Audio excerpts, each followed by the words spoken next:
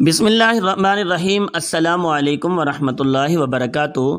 محمد بن قاسم نے ان سب کو قتل کروا دیا، لیکن یہ حقیقت تاریخوں میں محفوظ ہے کہ جو شہری اور فوجی لڑنے کے لیے تیار نہ ہوئے تھے انہیں محمد بن قاسم نے معاف کر دیا۔ تقریباً تمام مؤرخوں نے لکھا ہے اسلام کے اس کم سن سالار نے تجارت پیشہ اور کسی ہنرمند کو اور کسی کسان کو سزائے موت نہ دی، ان تمام پیشہ وروں کو اس نے بالکل ہی معاف کر دیا۔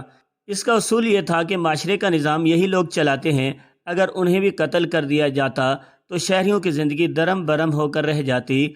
اب محمد بن قاسم اور اس کے مجاہدین کی دہشت ہرہمن آباد میں پہنچ گئی تھی۔ پہلے بتایا جا چکا ہے کہ راجہ داہر کا بیٹا جی سینا میدان جنگ سے بھاگ کر برہنہ آباد پہنچ گیا تھا۔ دیگر چند ایک فوجی عہدیداروں کے علاوہ اس کے ساتھ کچھ ٹھاکر بھی تھے۔ ٹھاکر سرداری کے درجے کے افراد ہوا کرتے تھے۔ ان کے متعلق مشہور تھا کہ جان دے دیتے ہیں، میدان جنگ سے بھاگتے نہیں، لیکن یہ ٹھاکر بھی بھاگ گئے تھے۔ جی سینا کو تو داہر اپنا شیر بیٹا کہا کرتا تھا۔ جہاں جہاں تک داہر کا راج تھا جی سینا شیر کے بیٹے کے نام سے مشہور تھا، لیکن لوگوں نے شیر کو بھی شکست کھا کر اور اپنے باپ کی لاش میدان میں چھوڑ کر بھاگ کر برہنہ آباد میں پناہ گزین ہوتے دیکھا، تو ان پر دہشت طاری ہو جانا قدرتی امر تھا۔ تاریخ نویسوں کی تحریروں سے صاف پتہ چلتا ہے کہ جے سینا کی ذہنی حالت ٹھیک نہیں تھی۔ وہ برہنہ آباد کے قلعے میں داخل ہوا تو سب سے پہلے وہاں کے بڑے مندر میں گیا۔ پنڈت ہاتھ جوڑ کر اس کے سامنے کھڑے ہو گئے۔ کیا تم نے مہاراج کو لڑائی شروع کرنے کی شبھی گھڑی بتائی تھی؟ جے سینا نے پنڈتوں سے پوچھا۔ ہاں راجکمار، بڑے پنڈت نے جواب دیا۔ اور تم نے یہ بھی کہا تھا کہ فتح مہاراج کی ہوگی؟ کہا تھا راجکمار۔ بڑے پنڈت نے جواب دیا۔ کیا تم نے سن لیا ہے کہ مہاراج کو صرف شکست نہیں ہوئی بلکہ وہ مارے بھی گئے ہیں؟ جے سینا نے قہر آلود آواز میں کہا۔ اور اب تم مجھ سے یہ توقع رکھو گے کہ میں تمہیں زندہ رہنے کا حق دے دوں گا؟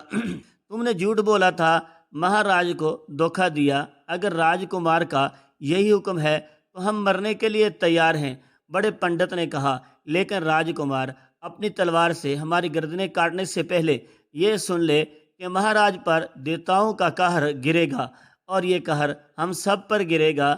ہمارے مندروں میں مسلمانوں کے گھوڑے بندھے ہوئے ہوں گے۔ یہ کیسا قہر ہے؟ جے سینا نے پوچھا۔ جو مرد اور عورت ایک ماں کی ککھ سے پیدا ہوتے ہیں وہ میاں بیوی نہیں ہو سکتے، پنڈت نے کہا۔ مہاراج نے اپنی سکی بہن کو اپنی بیوی بنا رکھا تھا، لیکن وہ میاں بیوی کی طرح نہیں رہتے تھے۔ جے سینا نے کہا۔ اس سے پہلے کہ پنڈت کچھ کہتا، ایک نسوائی آواز مندر کے اندر گونجی۔ ہاں، ہم میاں بیوی کی طرح نہیں رہتے تھے۔ سب نے ادھر دیکھا۔ مائی رانی جو مندر کے اندر کسی اوٹس میں کھڑی تھی سامنے آ گئی۔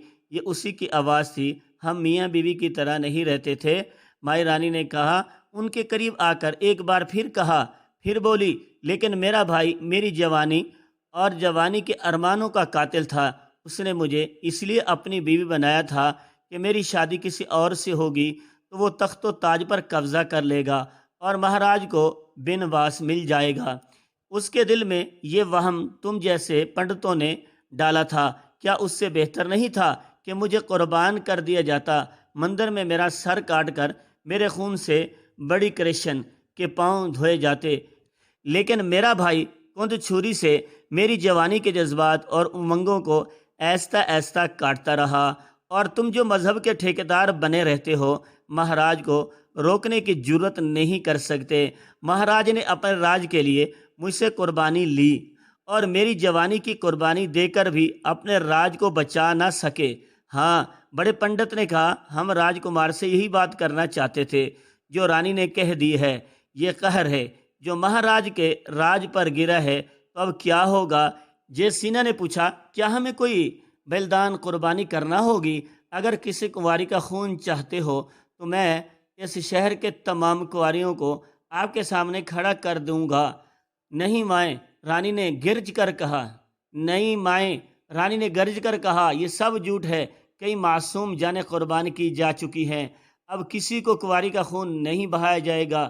رانی جے سینا نے اسے ایک طرف دھکیلتے ہوئے مہاراجے کے روب سے کہا، لڑنا اور مرنا ہمارا کام ہے، تم ایک عورت ہو، اب کسی کا حکم نہیں چلے گا۔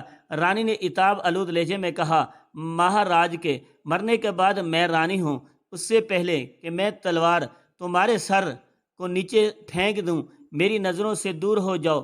جیسینا نے کہا اور اس نے حکم دیا، اس سے لے جاؤ، یہ پاگل ہو گئی ہے۔ 2-3 آدمی لے کر مائی رانی کو گھسیٹ کر مندر سے باہر لے گئے اور اس کی چیخ نما آوازیں سنائی دیتی رہی۔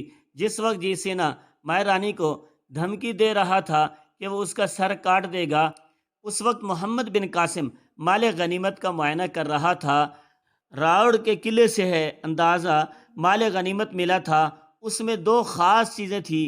ایک راجہ داہر کی نوجوان بھانجی تھی جس کا نام تاریخوں میں حسنہ درج ہوا ہے، اور دوسری چیز راجہ داہر کا سر تھا۔ محمد بن قاسم کے حکم سے مال غنیمت کا 5واں حصہ خلافت کے لیے الگ کیا گیا۔ راجہ داہر کا سر بھی خلافت کے حصے میں شامل کیا گیا اور خلافت کے حصے میں حسنہ بھی تھی۔ محمد بن قاسم حسنہ کو بھی خلافت کے حصے میں شامل کر دیا۔ اس نے یہ سارا مال اور جنگی قیدی کعب بن مخارق رابسی کے حوالے کیے۔ ابن مخارق محمد بن قاسم نے حکم دیا، یہ مال غنیمت خلافت کی بجائے حجاج بن یوسف تک پہنچایا جائے اور اس سے یہ پیغام دے دینا۔ محمد بن قاسم کا یہ پیغام بھی ہے، تاریخوں میں محفوظ ہے۔ بسم اللہ الرحمن الرحیم۔ خادم الاسلام محمد بن قاسم کی طرف سے امیر عراق حجاج بن یوسف کے نام، السلام علیکم، تبارک و تعالی فضل و کرم اور آپ کی رہنمائی سے سندھ کے سانپ کو کچل دیا گیا ہے۔ اسلام کے اس سب سے بڑے دشمن اور عرب کو فتح کرنے کے خواب دیکھنے والے راجہ داہر کا سر بھیج رہا ہوں، اور اس کی ایک بھانجی جو ہندوستان کے حسن و جمال کا نمونہ ہے آپ کو پیش کر رہا ہوں۔ اس راجہ کا سر اور یہ لڑکے اس راجہ کی بھانجی ہے جس نے ہماری عورتوں اور بچوں کو دیبل میں قید کر رکھا تھا۔ میں نے ان آیات قرآنی کا ورد ہمیشہ زبان پر رکھا ہے جو آپ مجھے بتا رہے ہیں۔ لشکر رات کو تلاوت قرآن اور عبادت میں مصروف رہتا تھا، ہر حالت میں اللہ کی مدد کے طلبگار رہتے تھے۔ یہ اللہ کی مدد ہے کہ ہم نے راجہ داہر کو بہت بڑی شکست دی، اس کا بیٹا جے سینا بھاگ گیا۔ میں اس وقت تک روڑ میں ہوں، یہاں کے لوگوں میں نے امن و امان دیا ہے، اور جو ابھی تک لوگوں کو بغاوت پر اکسا رہے تھے انہیں ہمیشہ کے لیے ختم کر دیا ہے۔ آپ کی اجازت چاہیے کہ میں برہن آباد کی طرف کوچ کروں۔ جی سینا بھاگ کر وہاں پہنچ گیا ہے اور میرے مقابلے کی تیاریوں میں مصروف ہو گیا ہے۔ برہن آباد کے راستے میں 2 مضبوط قلعے ہیں، ایک بہرور ہے اور دوسرا دہلیہ ہے۔ انہیں سر کرنا اور ان میں جو فوجی ہیں انہیں تباہ کرنا ضروری ہے، ورنہ یہ عقب سے ہم پر حملہ کریں گے۔ آپ اس عظیم فتح کی خوشخبری کو سنائیں گے، انہیں میرا سلام کہنا اور یہ بھی کہنا کہ ہماری کامیابی کے لیے دعا کریں۔